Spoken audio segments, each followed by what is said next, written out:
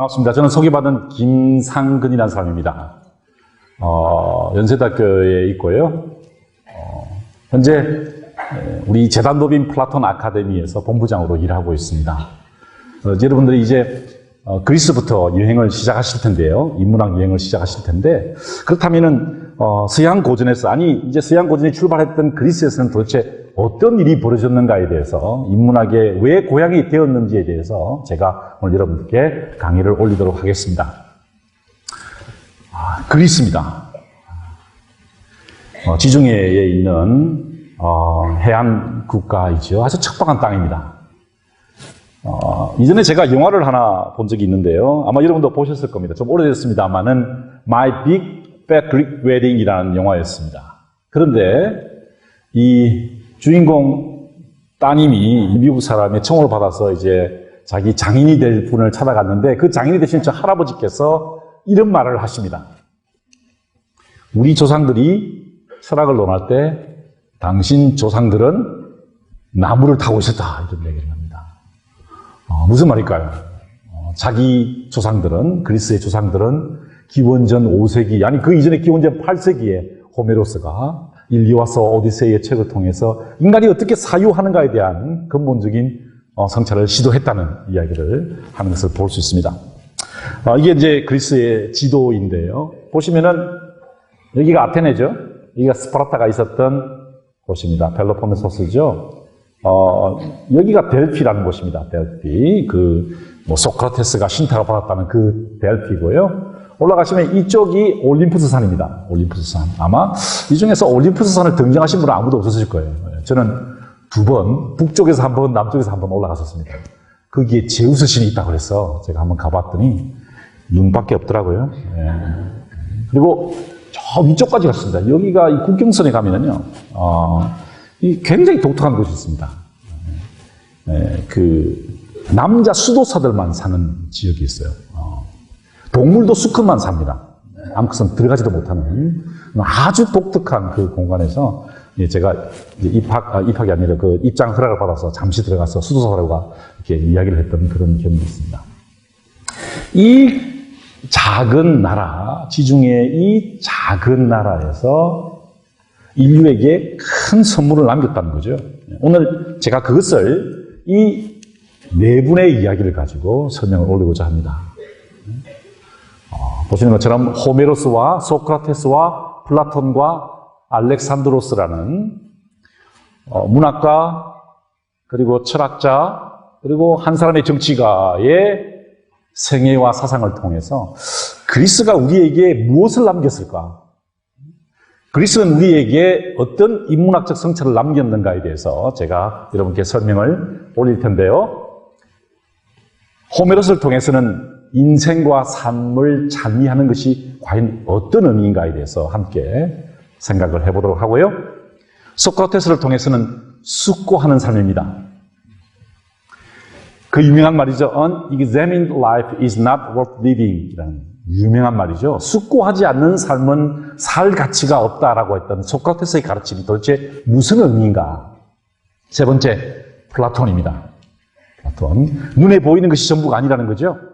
이데아의 세계를 보라는 것입니다. 그 플라톤이 도대체 이데아의 세계를 통해서 우리에게 무엇을 이야기했을까요? 그리고 마지막으로 알렉산드로스 대왕이 인도까지, 메소포타미아, 페르시아를 거쳐서 인도까지 가면서 무엇을 꿈꾸었는지에 대해서 한번 생각해 보면서 그리스가 우리에게 어떤 인문학적 유산을 남겼을까를 한번 생각해 보는 시간이 되었으면 좋겠습니다. 자, 한번 시작해 볼까요? 네. 너무 양이 많나요? 그렇게 많지 않습니다. 그러니까 굉장히 쉽게 제가 설명해 올릴 테니까요. 한번 들어보시기 바랍니다. 첫 번째입니다. 그리스의 정신이 뭘까? 그것은 삶을 찬미하는 것입니다. 인생을 긍정하는 것입니다. 제가 저 영어 단어를 좋아합니다. Live long and prosper. 저거는요, 옛날 오래된 미국 드라마인데, 주인공이 마지막에 헤어질 때 꼭 이렇게 하면서 인사를 합니다. 인사를 하는 게 Live long and prosper. 오래 살고 평화를 누리시고 부유하시게 사십시오라고 하는 말인데 어떻게 보면 그것이 가장 기본적인 그리스 철학의 그리스 인문학의 출발점이 아닌가. 이 그림은 제가 좋아하는 까라바조가 그린 바쿠스입니다. 바쿠스. 디오니소스 축제죠. 포도주와 풍요로움 있는 그 삶의 긍정이 바로 그리스가 처음 우리에게 남긴 유산이라는 것입니다. 여러분 잘 아시는 프로메테우스. 이곳은 뉴욕에 가면은요, 42번가쯤 가면은 그 락펠러 센터에 있는 동상이죠. 프로메테우스가 불을 훔쳐서 인류에게 불을 선물해 주는 것입니다.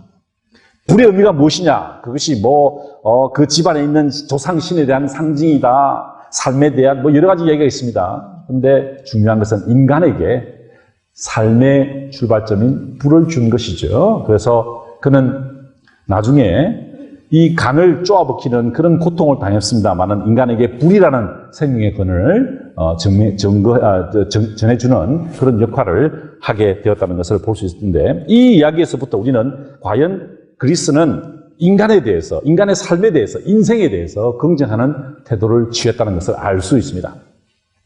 그 첫 번째 인물이 바로 제가 소개해드린 대로 호메로스란 인물인데요. 이 사람이 여러분 잘 아시는 대로 일리아스와 오디세이아를 썼습니다.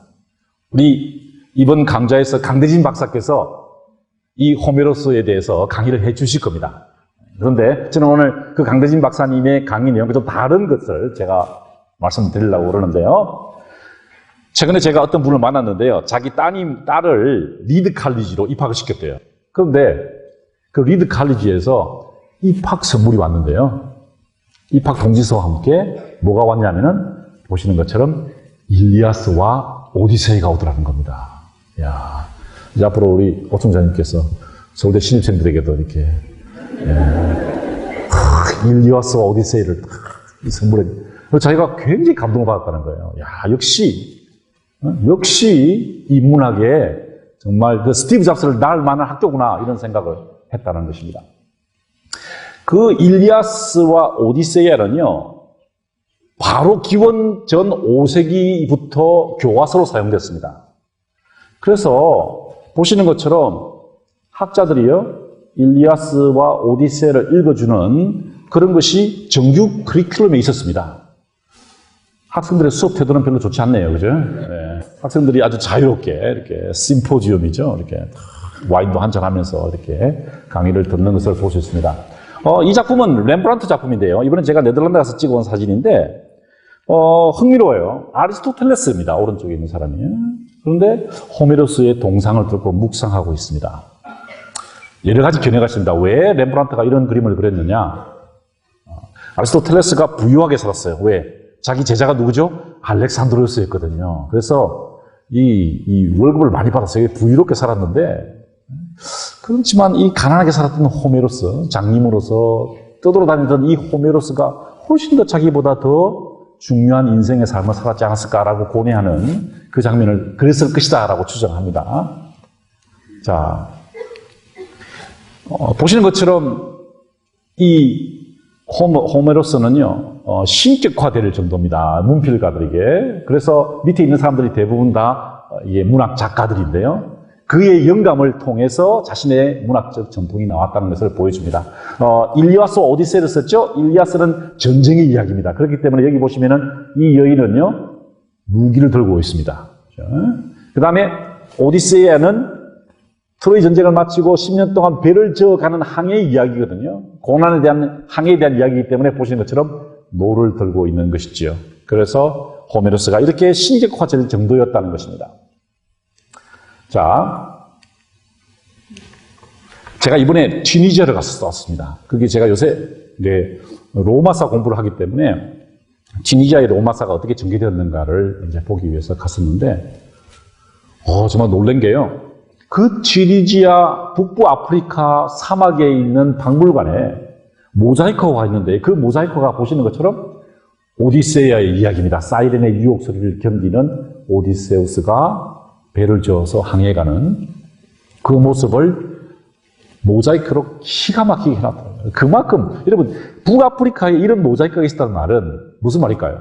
이미 호메로스가 전 지중해 연안에 널리 퍼졌다는 것을 이야기를 하죠. 더 재미있는 것은 중국 사람들이 와서 열심히 강의를 하고 또 그것을 열심히 듣는 모습을 보았습니다. 이 호메로스의 가장 기본적인 철학은 당신은 누구인가, 그리고 당신은 지금 왜 고난을 받고 있는가에 대한 이야기예요. 그것은 강대진 박사가 이야기해 줄 겁니다. 여러분들께. 강 박사님께서 전공자이기 때문에 이야기해 주는, 제가 오늘 다른 이야기를 하려고 해요. 어떤 이야기냐면은 이 오디세아의 한 구절입니다. 오디세우스가 지하 세계로 내려가는 겁니다. 우리 같으면 저승으로 내려가는 것이죠. 왜 갈까요? 어머니를 만나러 갑니다.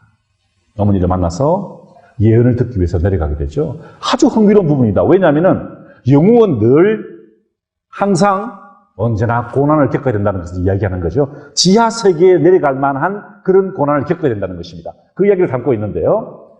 거기에서 아주 흥미로운 대화가 나옵니다. 주인공인 오디세우스가 누구를 만나냐면요, 아킬레우스를 만납니다. 누굽니까? 아킬레우스가 일리아스의 주인공이죠. 영웅이었습니다. 발이 빠른 아킬레우스가 죽어서 여기에 화살을 맞았죠. 아킬레스건 맞아서 지하 세계에 있었습니다. 그때 오디세우스가 이런 질문을 합니다. 아킬레우스요, 죽었다고 슬퍼하지 마시오. 당신은 지금 지하 세계의 왕이 아니냐고, 지하 세계의 영웅이 아니냐고 그렇게 이야기합니다. 그때 이 아킬레우스가 이렇게 대답합니다. 죽음에 대해 내게 그럴싸하게 말하지 마시오. 영광스러운 오디세우스, 무슨 말입니까? 자기는 죽었고 당신은 살아있다는 게, 당신은 영광스럽고 나는 영광스럽지 않다는 것이죠. 나는 세상을 떠난 모든 죽은 사람들을 통치하느니 차라리 지상에서 머슴이 되어 농토도 없고 재산도 많지 않은 가난한 사람이 돼서 품이라서 살고 싶다는 것입니다. 이게 무슨 말일까요? 그런 말이 있죠. 뭐 어디서 굴러도 뭐가 낫다, 뭐 이런 말이 있죠. 그죠? 바로 그 이야기예요. 삶이 낫다는 것입니다. 죽음보다 삶이 훨씬 더 낫다는 것을 호메로스가 우리에게 이 구절을 통해서 이야기를 하고 있는 것입니다. 아킬레우스가 자신의 삶을 돌아봅니다. 켄타우로스로부터 화살 쏘는 법을 배웠죠. 그 자부심, 그때를 생각해보면 그때가 그립다는 겁니다. 헤스파토이소스가요, 방패를 만들어줍니다. 이 방패는 천하무적이에요. 그 천하무적의 방패를 전달해 주는 겁니다. 아킬레우스의 방패는 천하무적이었다는 것이죠. 자기 친구가 부상을 당했을 때 그의 상처를 싸매주는 사람이었습니다. 그는 난폭한 영웅이 아니라 굉장히 자애로운 사람이었다는 것이죠. 전쟁을 하다가 쉴 때도 있었습니다. 거친 하루 일을 마치고 이제 친구인 아작스와 함께 장기를 둡니다. 살라미스의 왕의 아들이었죠. 장기를 두면서 함께 다음의 전투를 준비하는 그런 여유도 있었다는 것이죠. 그 시절이 그리웠다는 것입니다. 나중에 아가멤논하고 삐집니다. 서로 싸우게 돼요. 그때 3명의 장군이 찾아와서 야, 같이 가자, 같이 싸우자. 그때 온 친구들이 오디세우스, 아작스, 그리고 피닉스입니다. 3명이 와서 야, 같이 가자. 우쭐해지겠죠. 장군들이 와서 자, 우리 아킬레우스 같이 가서 싸우자라고 했을 때 얼마나 기분이 뿌듯했겠습니까? 그렇지 않겠어요? 그런 시절이 그립다는 것입니다. 여기는요, 피렌체입니다. 시뇰리아 광장이에요. 시뇰리아 광장 가시면 얘 제일 중앙에 보이시죠? 여기 요 중앙에 요 동상이 뭘까요? 바로 그의 전우였던 파트로클로스가 쓰러졌을 때 그의 몸을 안고 슬퍼하던 아킬레스의 모습입니다. 내가 그 시절이 그립다는 것입니다. 마지막입니다. 어떻습니까? 이제 헥토르와 전쟁을 하게 되죠. 1대1 맞짱 뜨는 전투를 벌여서 이기게 됩니다. 그리고 그의 승리를 거둔 다음에 보시는 것처럼 헥토르의 시신을 마차에 달고 끌고 다닙니다. 의기양양해하는 모습을 보여주고 있는 것이죠. 사실 이 그림은 굉장히 중요한 그림이고 충격적인 그림입니다. 왜냐하면요, 그리스에서는 죽은 자를 적절히 장례 지내는 것이 인간의 가장 기본적인 덕목입니다. 그런데 보십시오. 죽은 자를 장례 지내지 않고 끌고 다니죠. 그죠? 끌고 다니는 모습입니다. 그러니까 자기가 기고만장했던 시절의 이야기를 하고 있는 것이죠. 이만큼 자기는 영광에 누렸다는 것이죠. 승리의 아킬레우스였다는 것이죠. 내가 그 시대로 돌아가고 싶다는 것입니다. 죽음보다 삶이 더 아름다웠다는 것입니다. 왜 이것이 중요할까요? 여러분 사실은 그리스에 가보시면요, 그 파르테논 신전 뭐 대단하다 그러지만 사실은 이집트에 비할 바가 못 됩니다. 이집트에 있는 거대한 피라미드나 혹은 여러 유적들을 보면은요, 상상할 수 없을 정도로 큽니다. 그렇기 때문에 이집트에서 비교해보는 그리스는 그렇게 훌륭하지 않아요. 그런데 거기서 그리스 사람들이 이집트에서 문명을 배웠죠. 근데 그 차이가 있다는 것입니다. 뭘까요? 빛은 분명히 동방으로부터 왔습니다. 빛은 동방으로부터 왔어요. 그리스 사람들은 이집트로부터 배웠습니다. 그런데 그 빛은, 동방의 빛은 무엇이었을까요? 죽음의 빛이었다는 것입니다. 우리가 잘 아는 이 투텐카멘의 미라, 석관, 무엇에 대한 것이죠? 죽음에 대한 것입니다. 여러분 잘 아시는 사자에서의 법에는요, 아비누스가 이 죽음의 사자죠. 사람이 죽으면은 심장을 떼서요, 심장에 무기를 답니다. 그 기투를 올려놔요. 그래서 이것이 무거운지 안 무거운지 봐서 죽음이 천국으로 갈 것인지 지옥으로 갈 것인지 판단하는 거죠. 무엇일까요? 이집트의 문명은 죽음의 문명이었다는 것입니다. 여러분 잘 아시는 스핑크스는 어떤 존재였죠? 스핑크스는 죽음의 문턱을 지키는 사자였습니다. 그런데요, 이러한 죽음의 문명을 그리스 사람들은 생명의 문명으로, 생의 참미로 바꿨다는 것이죠. 자, 여기 스핑크스가 보이죠? 이 스핑크스는 이집트에서 죽음의 문턱이었는데 그리스에서는요, 인생의 문턱에서 지혜를 주는 조언자로 나옵니다. 여러분 잘 아시는 오이디푸스 신화를 보십시오. 여기 보시면은요, 이 스핑크스가 나와요. 그런데 인간에게 혹은 신화적인 존재에게 질문을 던지는 것으로 나오죠. 자, 제가 여러분께 질문 드립니다. 스핑크스에 제가 여러분께 질문 드립니다. 첫 번째, 처음 생겼을 때에 제일 크고 한창일 때 제일 작아졌다가 늙어서 다시 커지는 것은 무엇일까요? 예? 예, 정답입니다. 예, 박수 한번 쳐주세요. 예. 그림자입니다. 그죠? 예. 해가 떴을 때 길어지죠? 예, 그러다가 정오에 해가 위로 올라가면은 그림자가 작아졌다가 다시 길어집니다. 자, 아까 박수 받았으니까 두 번째 답 하세요. 일어서세요. 두 번째. 자, 두 번째 질문입니다. 한쪽이 다른 한쪽을 낳고 그 한쪽이 다시 다른 한쪽을 낳는 것은? 박수 조용히 하세요. 박수 취소. 뭡니까? 하루입니다, 하루. 예, 이야. 박수 쳐주세요. 이제 세 번째 질문 들어갈 거예요. 자, 사실은 낮과 밤이죠, 그죠? 낮이 되었다가, 밤이 되었다가, 낮이 되었다가, 밤이 되었다. 스핑크스가 그 질문을 오디세우스에게 던졌습니다. 오이디푸스에게 던졌어요. 자, 세 번째 질문입니다. 이건 다 아실 거예요. 목소리는 같은데 아침에는 4개, 점심에는 2개, 저녁에는 3개인 것은 사람이죠, 사람. 네. 자, 스핑크스가요, 이집트에서는 죽음의 문턱을 지키는 사람이었는데, 존재였는데, 이제 그리스에서는 고린도에서요, 테베로 가는 길목으로 가는 오이디푸스에게 질문을 던지는 존재였다는 것입니다. 이러한 삶의 긍정은 어떻게 나타났을까요? 바로 조각 작품으로 나타났습니다. 예술 작품으로 나타났어요. 제가 아테네 국립박물관에서 찍은 사진입니다. 아프로디테, 판, 그리고 에로스라는 작품이에요. 기원 전에 조각된 작품인데요. 정말 기가 막힙니다. 이야, 어떻게 이런 조각이 기원 전에 완성될 수 있었을까? 이것은 단순하게 장인의 솜씨가 뛰어났기 때문에 아닙니다. 삶을 긍정하고 인간에 대한 찬미가 있었기 때문에 이런 위대한 작품이, 놀라운 작품이 완성되게 되었죠. 그림 참 재미있죠? 아프로디테입니다. 비너스죠, 비너스. 사랑의 신인데요. 이 판이 어떻게 한번 해보려고 들이대는 거예요. 들이대니까 이 에로스가 사실은 들이대는 것을 조장하는 신이잖아요. 그래서 이제 한번 해봐라고 들이대라고 이야기를 하는 그 장면이에요. 그런데 이 아프로디테가 별로 생각이 없는 모양이에요. 그래서 보시는 것처럼 이 샌달을 들고 귀신아대기를 하는데 후리 패는 그런 장면입니다. 이게 그리스의 기원전 조각이에요. 여러분, 이집트 조각을 한번 보실까요? 이게 이집트 조각입니다. 어떻습니까? 어떻게 되어 있어요? 그렇게 되어 있죠? 뻣뻣합니다. 이렇게 돼 있어요. 제가 이 조각을 가서 보면서 놀랬던 게 뭐냐면은, 이 비너스가, 아프로디테가 자기 몸을 가려요. 이걸 부티크라 그래요. 근데 그 부티크를 할 때 손의 이 각도로가요, 몸하고 얼마나 떨어질까 제가 봤어요. 이렇게. 그래서 보니까, 명암 한 장 들어갈 만큼이에요. 명암 한 장 들어갈 만큼. 볼까요? 여기 너무 빨리 가네. 이거 보세요.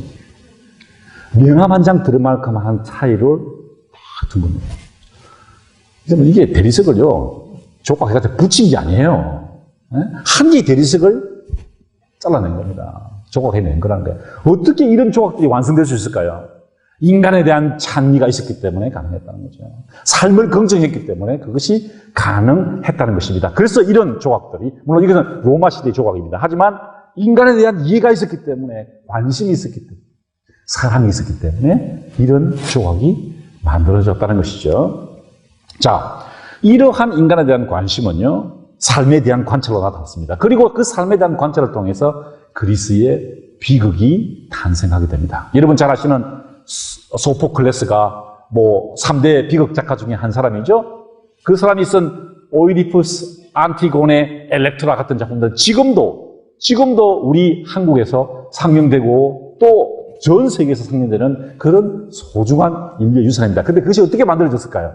바로 인간에 대한 긍정적 찬미 때문에 일어났다는 것입니다. 물론 그리스의 비극은요, 제의적인 성격이 있습니다. 이맘때 그리스에서는 비극철입니다. 밤마다요, 이제 겨울이 끝나고 봄이 오는 이맘때 그리스의 모든 도시에서는 비극 축제가 열려집니다. 연극 축제가 열려지죠. 그리고 주인공이 나중에 곧 항상 죽게 됩니다. 그리고 피를 흘리게 되는데 그 피는 무엇을 상징할까요? 이제 봄에 꽃이 피어오르도록 하는 대지에 대한 제사죠. 예, 그런 역할을 가지고 있습니다. 그런데 흥미로운 것은요, 그런 모든 비극들이, 그 많은 비극들이 어떤 구조를 가지고 있다는 거죠. 어떤 구조일까요? 인간이 가지고 있는 갈등, 고뇌, 슬픔, 그것에 대한 묘사가 있습니다. 왜 그랬을까요? 인간에 대해서 긍정했기 때문에 그렇습니다. 그래서 비극의 특징은 한마디로 말씀드리면은 개인의 어떤 결단과 공동체 요구가 충돌할 때 일어납니다. 바로 그것이 그리스 비극의 핵심이죠. 지금도 모든 비극의 핵심은 그렇습니다. 이것은 그 장면인데요. 이 장면은 안티고네에 대한 이야기입니다. 안티고네가 누구냐면은 바로 아까 우리가 보았던 오이디푸스의 딸이죠. 그죠? 자, 아버지가 이제 그렇게 되고 난 다음에 이 안티고네가 오빠가 둘 있었어요. 오빠가 둘 있었는데 반란을 일으켰습니다. 그랬더니 자기 삼촌이 반란을 진압하고 자기 편을 들었던 오빠는 둘 다 죽었어요.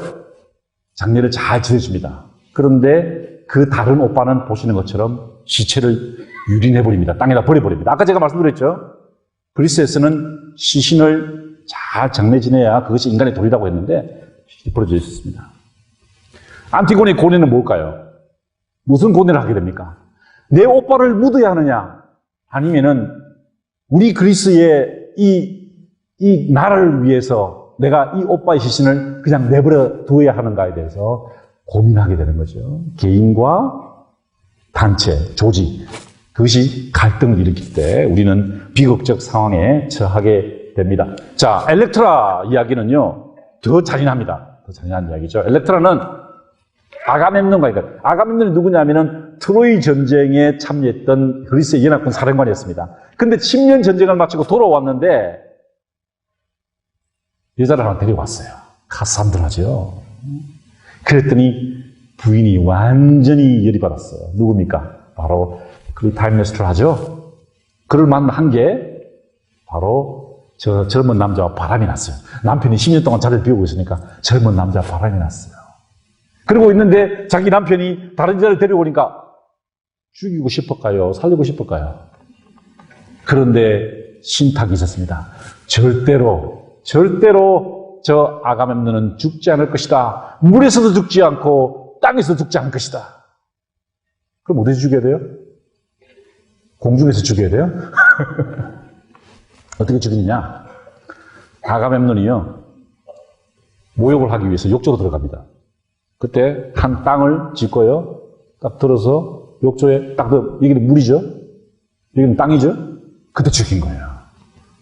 맞는 말이죠? 무슨 말인지 이해가 되세요? 물에서도 죽지 않고 땅에서 죽지 않을 것이다 열했으니까 물과 땅이 동시에 죽었을 때 죽인 거예요. 왜? 이 엄마의 모정이 자기 남편을 죽인 만큼 강렬했습니다. 엄마의 모정은요, 남편 신경 안 써요. 이분은 자기 딸이 죽은 거예요, 딸. 왜? 아가베므는이 전쟁을 나가기 전에 제사를 지내라 그러니까 자기 딸을 죽인 거예요. 그랬더니 엄마가 모정에 사무쳐가지고 복수를 결심하는 거예요. 내 딸을 죽이다니, 전쟁에 이기기 위해서. 야, 여러분, 이거 굉장히 심각한 이야기죠. 단순하게 신화적인 이야기 아니죠, 그죠? 여러분이 성공하기 위해서 가정을 희생하시죠? 그렇지 않으십니까? 그럴 때가 많죠. 그 이야기를 하고 있는 거예요. 복수도 한 거예요. 자, 그러면은 그 딸은 어떻게 될까요? 딸. 엘렉트라는 어떤 고민을 하게 될까요? 자, 아버지를 죽인 어머니를 죽여야 될까요? 자기 언니의 보복을 한 피의 원한에 묻힌 그것을 보복을 한 어머니를 죽여야 되냐? 이게 갈등인 거예요, 이게. 그리스의 비극이에요. 그죠? 야, 가슴 처절한 이야기입니다. 가슴 처절한 이야기들이죠. 이런 그리스 비극의 가장 심오한 해석자가 저는 코폴라라고 생각해요. 제가 이 영화를 볼 때, 아시죠? 대부. 와, 그냥 가슴이 미어집니다. 가슴이 미어져요. 왜? 그 인간이 가지고 있는 갈등의 구조를 정확하게 이해한 것 같아요. 대표적인 장면, 이 장면이죠. 마이클 콜리오네가요, 자기 누나입니다, 누나. 누나 남편이 바람둥이에다가 자기 패밀리를 배신해요. 그랬더니 죽이려고 생각하잖아요. 그랬더니 누나가 찾아와서 빌죠. 제발 남편 죽이지 마라. 그래도 내 남편인데 네가 죽이면 어떡하냐 그랬더니 마이클 콜리오네가 어떻게 합니까? 죽인다 그래요? 살린다 그래요? 안 죽이겠다 약속해요. 죽이지 않겠다. 그런데 죽입니까? 안 죽입니까? 죽여버려요. 이야, 섬찟해요. 그죠? 인간이 가지고 있는 그 개인의 판단과 전체의 그 어떤 그 역학관계에 대해서 고뇌할 수밖에 없는 인간의 모습을 극명하게 보여줬다. 자, 첫 번째입니다. 그리스의 정신이 뭐냐? 디오니소스적인 삶을 긍정하고 마음껏 행복한 삶을 추구하라는 거예요. 행복하게 살아라. 아마 그러한 그리스의 정신을 현대 작가 중에서 가장 잘 이해한 사람이 저는 이 사람이라고 생각합니다. 그리스인 조르바를 쓴 니코스 카란차키스죠. 제 인생을 바꾼 한 권의 책, 저는 이 책을 듭니다. 왜? 여기에 나오는 주인공 조르바가 어떤 삶을 삽니까? 삶을 긍정하는 삶을 산다는 것이죠. 그래서 주인공에게, 주인공이 그렇게 이 남자가 투자사죠. 인생이란 무엇일까? 그랬더니 춤과 같다. 그러니까 춤이란 무엇일까? 그러니까 일단 한 잔 마시라는 거예요. 일단 마시고 그다음에 내가 출 테니까 보라는 거예요. 그래서 그 유명한 니코스 카란차키스의 춤을 추는 게 장면이 있죠. 바로 그 얘기인 거예요.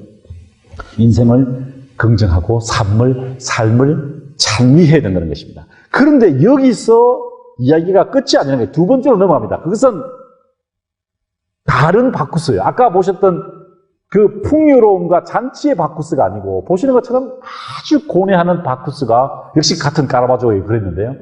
제가 무슨 얘기를 하려고 그러냐면은 숙고하는 삶을 살아야 한다는 것입니다. 이것이 그리스의 인문학적 전통의 출발점이라는 거죠. Unexamined life is not worth living 이라는 것입니다. 여러분 잘 아시는 아테네 학당입니다. 그죠? 라파엘로가 그린 그림이죠. 다들 이거만 보십니다. 요 사람은 플라톤이에요. 나중에 소개해 드릴 겁니다. 이데아의 세계. 이 사람 누구죠? 아리스토텔레스입니다. 현상의 세계를 보라는 것입니다. 초월과 현상을 보라라는 하는데 사실은 이쪽을 또 보셔야 돼요. 이쪽. 이 누구죠? 이 사람이 바로 소크라테스입니다. 소크라테스가 아테네의 젊은이들에게 숙고하는 삶을 살아라라고 이야기를 하고 있는 것이죠. 소크라테스의 변론에서 나오는 유명한 구절입니다.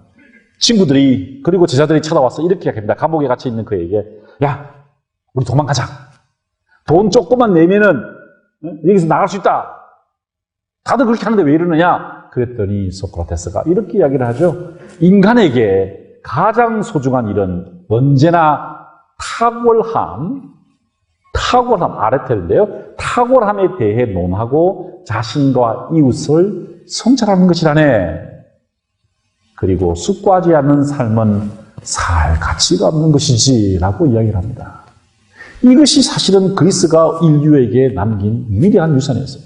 숙고하지 않는 삶은 살 가치가 없다. 여러분들 지금 여기 모이신 이유도요. 인문학에 대해서 갈급하신 이유도 숙고하는 삶을 살기 위해서 지금 함께 모이셨는데요. 그 출발이 저 멀리 그리스에 있었다는 것입니다. 자, 그러면 무엇을 숙고해야 될까요? 무엇을 깨달아야 합니까? 내가 누군가, 그리고 나는 무엇을 알아야 되는가를 먼저 숙고하라는 것입니다. 여기가요, 델피라는 곳입니다. 델피. 이 델피는 아폴로 신전에 있는 유명한 곳이기도 하고요. 또 오라클이라는 무녀가 이 안에 있었습니다. 이 안에 있을 거예요. 그러면은 신탁을 받기를 원하는 사람들은 여기로 옵니다. 멀리 걸어서 아테네에서, 스파르타에서, 저 로마에서까지 왔어요. 와서 이른 새벽에 몸을 씻고요.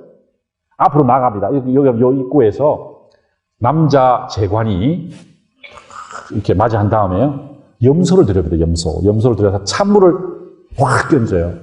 근데 염소가 몸을 떨잖아요? 그러면은 그분이 오신 거예요. 그분이 오신 거예요. 예. 이제 신탁이 내릴 준비가 됐다는 거예요. 그러면은 안으로 들어갑니다. 이 안으로 들어가서 커튼 안에 있던 오라클이, 여성이죠. 여성이 신탁을 내려주는 거예요. 소크라테스가 여기를 간 겁니다. 여기를. 자, 여기가 어디냐면 보세요. 여기가 델피예요. 델포이. 여기가 그 제우스 신전에 있는 올림포스입니다. 올림픽 경기가 열렸던 곳이에요. 그러니까 정확하게 삼각형을 이루고 있죠. 그래서 이곳을 우주의 배꼽이라 이렇게 표현을 합니다. 옴파로스라고 그러죠. 자, 이곳에서요. 무엇을 받냐는 겁니다. 많은 분들이 신탁을 받았다 그러는데 아닙니다. 정확하게는 그렇지 않아요. 그리스에는요, 7 현자들이 있습니다. 여기 보이시죠? 이분들입니다. 탈레스를 포함한 7 현자들이 있었는데요. 그 7 현자의 격언이 한 개씩 있었습니다. 어디에 있었냐?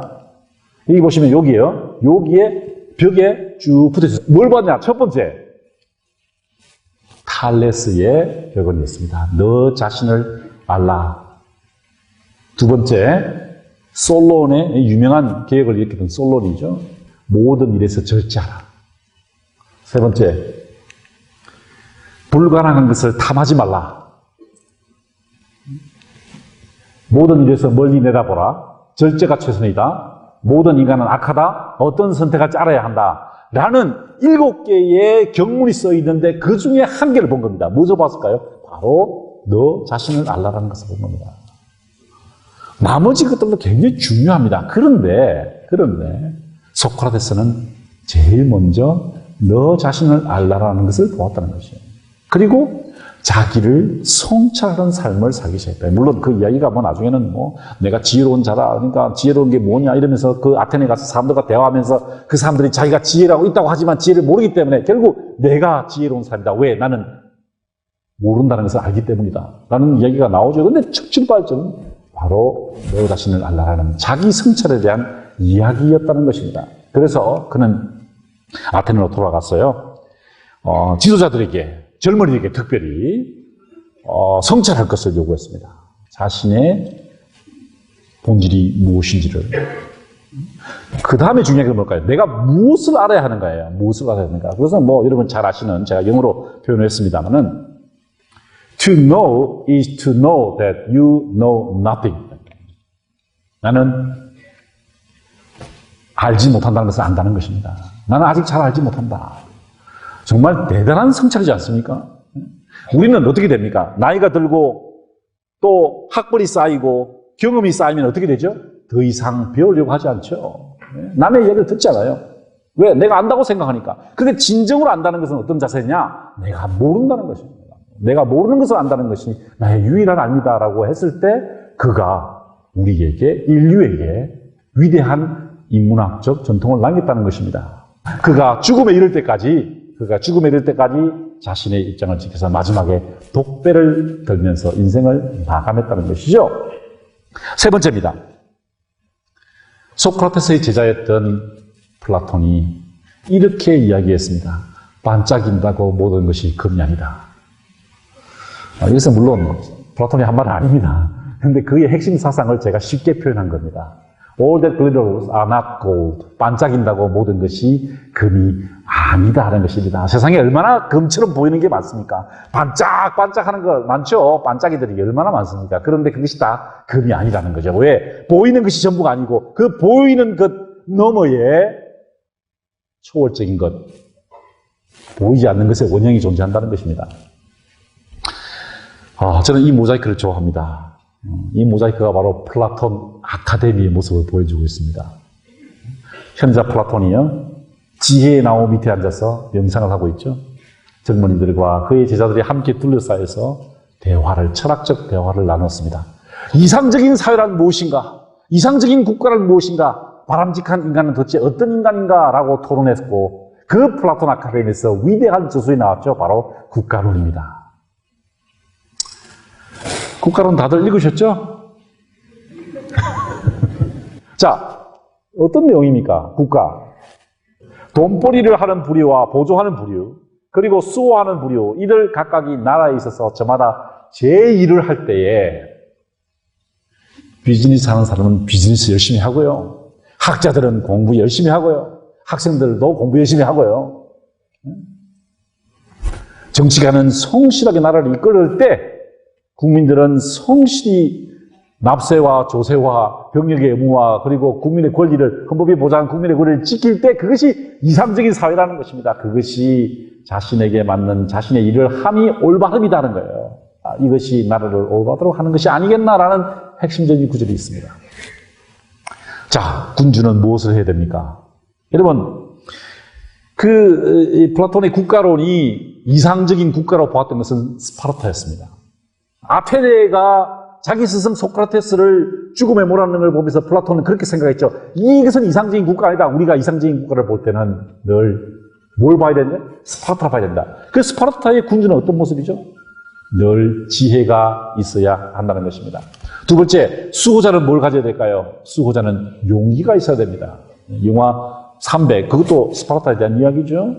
자, 국민들은 뭘 해야 됩니까? 절제해야죠. 예. 절제할 때, 그러니까 군주와 수호자와 국민들이 각각의 위치를 지킬 때 그것이 올바름이고 그것이 바로 정의로운 사회다라고 이야기를 한 게 플라톤의 국가론입니다. 그런데 여러분들, 이 국가론을 읽으실 때 나라의 정체에 대한 문제다라고 생각하시는데요. 저는 그렇게 생각하지 않습니다. 저는 플라톤의 국가론을 읽을 때마다 어떤 생각이 드냐면, 이건 우리에게 대한, 인간에 대한 이야기가 아니냐, 나라에 대한 이야기가 아니라는 것이죠. 어떻게 보면 우리 본질에 대한 성찰을 하고 있습니다. 그 중에 가장 중요한 것이 바로 이데아 이론입니다. 이데아 이론. 물론 다른 책에서도 이데아 이론이 밝혀졌습니다만 국가론에서 이렇게 되어 있습니다. 이 조금 어려워요. 인식할 수 있는 영역에 있어서 최종적으로, 그리고 각고 끝에, 아주 고뇌해야 된다는 거예요. 고뇌 끝에 보게 되는 것이 선의 이데아다라는 것입니다. 이것이 모든 것에서 옳고 아름다움의 원인이며 가시적인 영역에서 빛을 낳고 지성과 진리를 제공한다는 것입니다. 어떤 말이냐면요, 최종적으로 우리가 고뇌 끝에 도달한 그 이데아의 세계를 흠모하라는 것이죠. 그것을 보라는 것입니다. 눈에 보이는 것이 다 전부가 아니고요, 반짝인다고 금이 아니라는 거예요. 그 보이는 현상, 그리고 반짝이는 금 이후에 보이는 진짜 아름다움의 원형을 보라는 겁니다. 그것이 바로 지성의 세계이고 진리의 세계라는 것이죠. 이 방식을 어떻게 우리가 추구해 나가느냐? 바로 동물의 비유입니다. 여러분, 다 보시면 다 아는 이야기죠. 그런데 여러분, 오늘 저와 함께 조금만 더 생각을 다시 해봤으면 좋겠어요. 도대체 이게 진정한 의미가 뭐냐는 겁니다. 진정한 의미가. 자, 보십시오. 여기 보시면은 이게 누굴까요? 여기 동굴 안입니다. 동굴 안에 이 사람이 지금 쇠사슬에 묶여 있어요. 묶여서 물끄러미 이 벽면을 바라보고 있습니다. 멍하니 바라보고 있습니다. 바라보고 있는데 이것은요, 허상입니다. 허상. 그죠? 일루전이에요. 무슨 우상이죠? 이 보시는 것처럼 여기에 어떤 사람이 이걸 뭘 들고 있는 거예요. 이렇게. 그림자예요, 그림자. 이 그림자는 어디서 나왔을까요? 이게 횃불을 붙여놨어요. 우리는 이데아를 보지 못하고 이것을 보고 진짜 존재는 무엇이라고 생각한다는 겁니다. 여러분 지금 허상을 보고 계신 거예요. 저는 허상이에요. 여러분이 지금 저를 보고 계시죠? 이게 제 모습 아니에요. 이 허상을 여러분이 보시면서 저게 진짜라고 생각한다는 거예요. 그런데요, 더 놀란 게 뭔지 아십니까? 이 사람이요, 어떻게 하다가 쇠사슬을 끊었어요. 밖에 나갔는데요, 낮이라고 생각합시다. 10년 동안 이 동굴 속에 갇혀 있다가 밖으로 뛰어나갔어요. 그런데 뭐가 보입니까? 태양이 보이네, 태양이. 태양을 보면 어떻게 되죠? 눈이 부신 거예요. 그래서 숙이고 다시 동굴로 들어와서 여기 앉는 거예요. 나는 여기가 좋아. 무슨 말입니까? 횃불이 이데아가 아니라는 거예요. 자, 다시 한번 더 반복할게요. 횃불이 이데아가 아니라, 진짜 횃불은 뭐가 있어요? 진짜 이데아는 어디죠? 태양이라는 거예요, 태양. 자, 제가 한번 보여드릴게요. 동굴의 우상을 가지고 한 광고를 한번 보세요.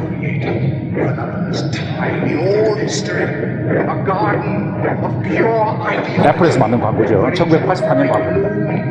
Secure from the pests of a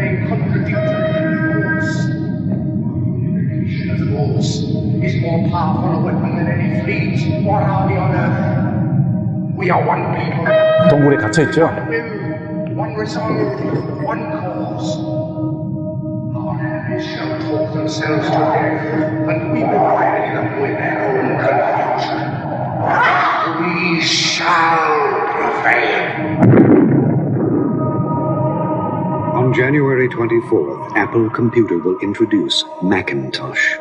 And you'll see why 1984 won't be like 1984. 이것도 허상이라는 말이에요. 이건 사과가 아니에요. 그죠? 이것은 파이프가 아니에요. 이것은 사과가 아닌 거예요. 자, 이 그림 좋아하시죠? 별이 빛나는 밤에. 너무 아름다워요. 빈센트 반 고흐의 그림. 제가 빈센트 반 고흐를 너무 좋아했어요. 글도 하나 썼어요. 그래서 제가 가봤어요. 가봤더니 바로 이 강에서 제가 사진을 찍었어요. 여러분 잘 보세요. 이렇게 생겼어요. 이렇게.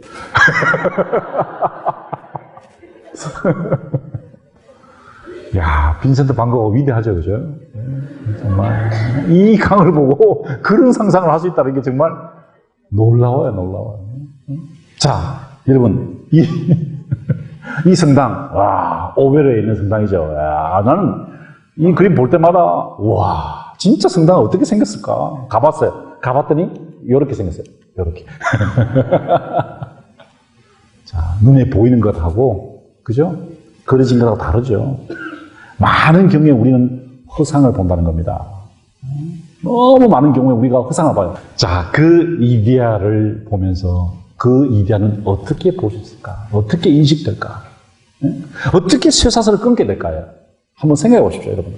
어떻게 우리가 그 쇠사슬을 끊게 될까? 우리 그걸 끊어야 돼요. 그죠? 근데 어떻게 끊어야 되냐? 갈망을 통해서 끊는다는 거예요. 갈망. 간절히 원해야 돼요.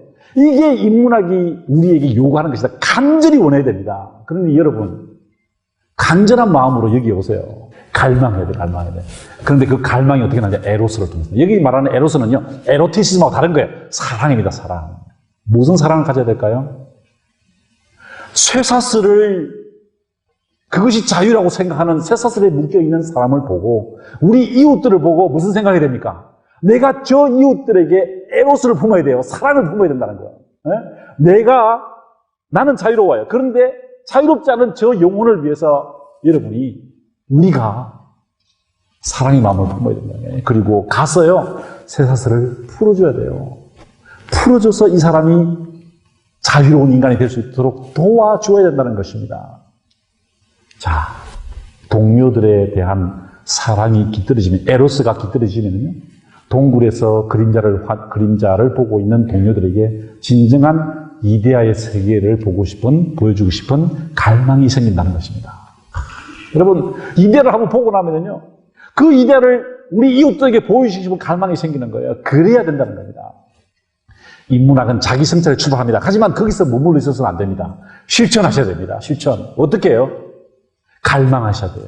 그리고 그 사랑을 가지셔야 됩니다. 사랑. 어떤 사랑입니까? 우리 이웃들에게 쇠사슬에 묶여있는 이웃들을 해방시키겠다는 그 갈망을 가지셔야 된다는 겁니다. 이러한 정신을 실천했던 인물이 바로 알렉산드로스입니다. Reaching the end of the world for living together. 함께 살기 위해서 세상 끝까지 가서 문명을 전하겠다는 것입니다. 페르시아와 인도까지 가서 내가 내 스승 아리스토텔레스로부터 배운, 그의 스승 플라톤으로부터 배웠던 그 이데아의 세계를 전해주겠다는 것이죠. 그래서 젊은 청년이요, 이제 길을 나섰던 것이죠. 그는요, 헤라클레스처럼 사자의 그 가죽을 덮어쓰고 있었습니다. 왜? 자신은 신적인 사명을 가졌다라고 믿었기 때문에요. 단순하게 인간이 아니라 이것은 신적인 사명이다라고 믿었기 때문에 이 사람은 죽음을 두려워하지 않았습니다. 주저할 법이 없었어요. 전쟁했을 때 항상 제일 먼저 앞에 섰습니다. 그리고 적이 자르기를 쏘도록 흰 깃털이 달린 투구를 씌웠죠. 왜? 나를 쏘아라 이거예요. 나를 죽여봐라는 거예요. 나는 절대로 죽지 않는다는 거예요. 왜? 나는 내 영토를 확장하기 위해서, 내가 부자가 되기 위해서, 내가 돈을 벌면, 내가 권력을 찾기 위해서 세상을 향해 나가는 것이 아니라는 거예요. 뭘까요? 쇠사슬에 묶여있는 내 이웃들에게 진리의 세계를 보여주겠다는 거예요. 그래서 그는 이 먼 길을 떨쳐 나섰습니다. 마케도니아에서요, 보시는 것처럼 터키를 지나서 이스라엘을 거쳐서 이집트에 가서 암몬 신의 신전에서 신도가 봤죠. 너는 신의 아들이다. 그래서 나가서요, 바로 그 다리우스 3세, 페르시아의 왕이었죠. 다리우스 3세와 격투를 벌입니다. 그 격투는요, 영토에 대한 문제가 아니었다는 거예요. 뭐죠? 문명에 대한 문제인데, 그리스가 가지고 있던 문명을 동방의 페르시아에게, 다리우스 3세에게 전해주겠다는 것이죠. 그리고 그 여정은 인도까지 이어졌던 것을 여러분이 잘 알고 계십니다. 물론 자기를 신격화하려는 노력이 있었습니다. 왜? 자신은 중요한 사명을 가지고 있기 때문에 기록을 남겨야 된다. 그래서 역사가들, 예수가들 동원해서 자신을 신격화하는 작업을 했었습니다. 여러분, 이것을 과연 우리는 부정적으로만 볼 수 있을까요? 그는 가는 곳곳에서 제일 먼저 간 곳이 바로 그 트로이였죠. 트로이에서 아킬레우스의 신전에 가서 무릎을 꿇고 문을 빌었습니다. 그리고 아킬레우스가 썼다는 그 방패, 아까 보셨죠? 그 방패를 받아서 자기가 그것을 들고 다니죠. 자기가 이제 제2의 아킬레우스라는 것이죠.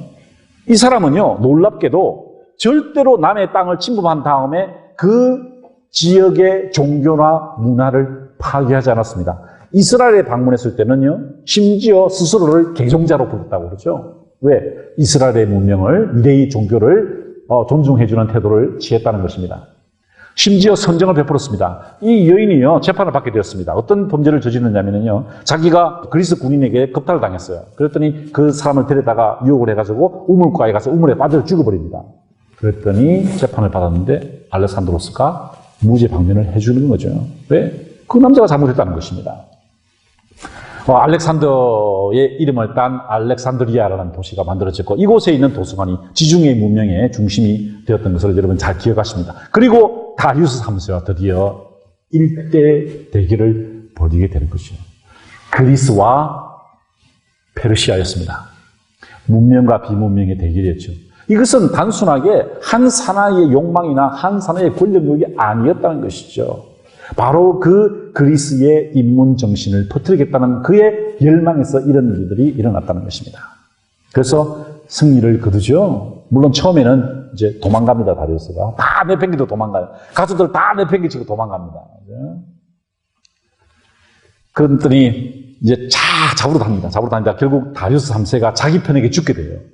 그때 가장 슬퍼했던 사람이 누구냐? 바로 알렉산드로스 대왕이었다는 거죠. 보십시오. 알렉산드로스 대왕이 자기의 적이었던, 가장 강력한 적이었던 다리우스 3세를 끌어안고 펑펑 울었다 그러죠. 그리고 복수를 다짐합니다. 감히 다리우스 3세를 죽이다니, 이 자는 나만 죽을 수 있는데. 이자는 나만 죽을 수 있다는 거예요. 아무도 죽을 수 없다는 거예요. 그래서 사실은요, 이 알렉산드로스가 다리우스를 죽인 사람을 잡으러 다닙니다, 또. 죽어가면서 다리우스가 이야기를 했는지 아시죠? 자기 어머니를 부탁한다 그랬어요. 자기 어머니를 부탁한다. 노모가 있는데 이 노모를 잘 보호해달라. 그렇게 이야기했더니 보시는 것처럼 이제 다리우스의 어머니가 왔습니다. 그의 아내와 두 딸이 왔죠. 살려달라고 빕니다. 그때 알렉산더가 뭐라고 그랬는지 아십니까? 어머니. 적장의 어머니를 어머니로 불렀다. 이것은요, 물론 뭐 이게 신격화된 것이다, 뭐 이상화된 것이다, 그럴 수도 있습니다. 그런데 제가 보는 것은 뭐냐면 알렉산드로스가 인류의 문명을 향해서 큰 뜻을 품었다는 거죠. 그래서 길을 나섰다는 것입니다. 같은 작품이죠.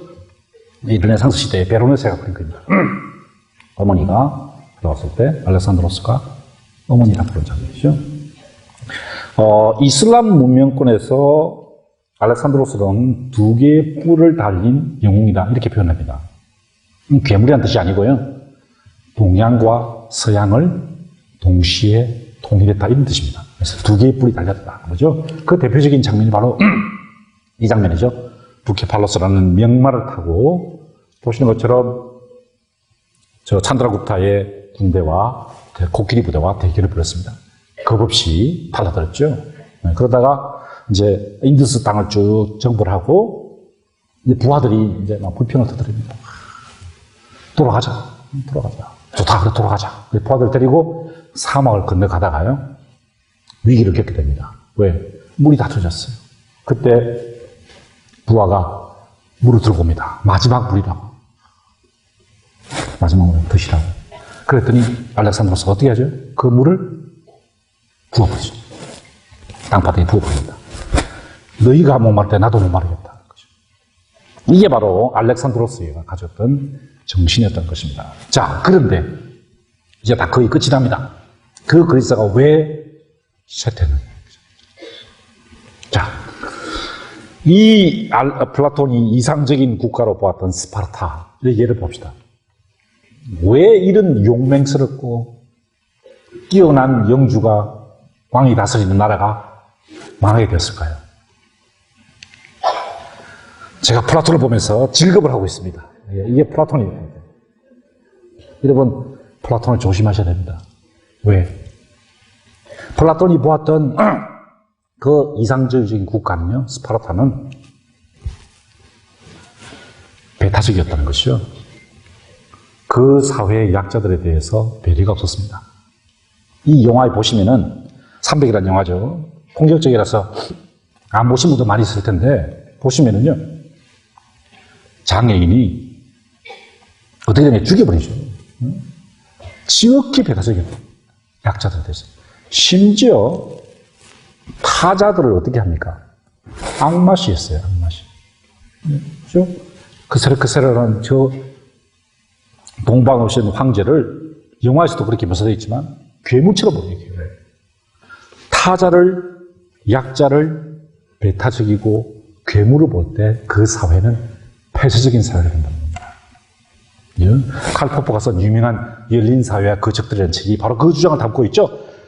플라톤의 사상이 위대하지만 그가 가지고 있던 그 폐쇄적인 사회에 대한 이상은 우리 사회를 쇠퇴의 국면으로 몰고 갈 것이다 라고 주장했던 것입니다. 이러한 것을 정확하게 꿰뚫어 봤던 사람들이 바로 보시는 것처럼 초기의 로마의 건국자들이었습니다.